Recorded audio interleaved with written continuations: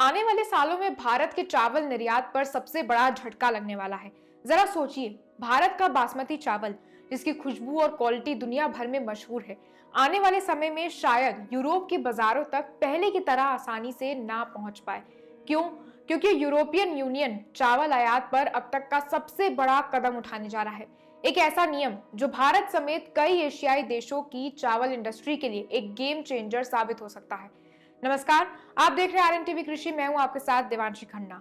अब पूरे मामले को समझते हैं सरल भाषा में। ईयू ने भारत, पाकिस्तान, म्यांमार और कंबोडिया जैसे देशों से आने वाले चावल पर सख्ती बढ़ाने की तैयारी कर ली है।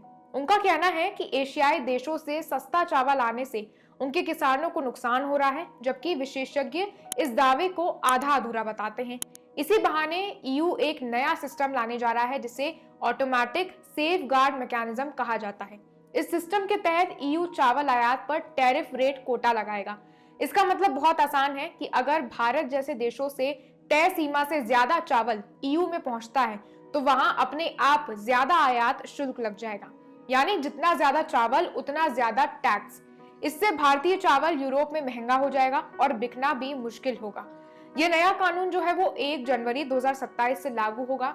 यानी भारत के चावल निर्यातकों के पास रणनीति बदलने के लिए सिर्फ कुछ ही साल बचे हैं। यहाँ दिलचस्प बात यह है कि भारत और ईयू के बीच फ्री ट्रेड एग्रीमेंट पर भी बातचीत जारी है। 23 में से 11 अध्याय पर सहमति बन चुकी है और बात आगे बढ़ रही है। मगर इसी बीच ईयू का चावल पर यह कड़ा रुख अपनाना उल्टा लगता है, जैसे एक हाथ से व्यापार खोलना हो और दूसरे हाथ से उसे बंद कर देना हो। ईयू के अंदरूनी दस्तावेज बताते हैं कि आने वाले समय में एशियाई देशों से चावल आयात 15 लाख टन तक पहुंच सकता है। सबसे बड़ा हिस्सा भारत, पाकिस्तान, म्यांमार और कंबोडिया का ही है। इसी को रोकने के लिए ईयू मिलर्स और किसानों का दबाव बढ़ा और अब नया नियम उसी का नतीजा है। कई विशेषज्ञों का कहना है कि असली मकसद किसानों को बचाना नहीं है, बल्कि यूरोप के बड़े बड़े राइस मिलर्स को फायदा पहुंचाना है। नया नियम लागू होने पर चावल का बड़ा बाजार कुछ बड़ी कंपनियों के हाथ में जा सकता है। इससे भारत की वह कंपनियां सबसे ज्यादा प्रभावित होंगी जो कि पैक्ड और प्रोसेस्ड चावल यूरोप में भेजती हैं।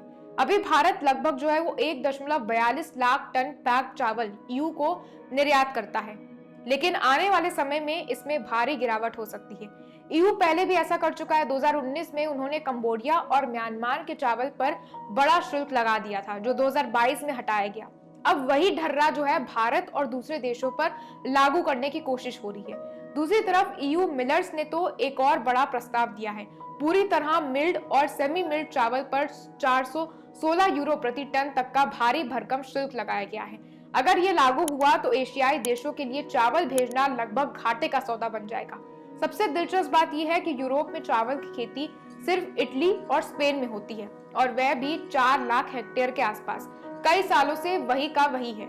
यानी चावल आयात बढ़ने से उनकी असली किसानों पर कोई असर पड़ ही नहीं रहा है। असली खेल मिलिंग कंपनियों और व्यापारिक लॉबी का माना जा रहा है।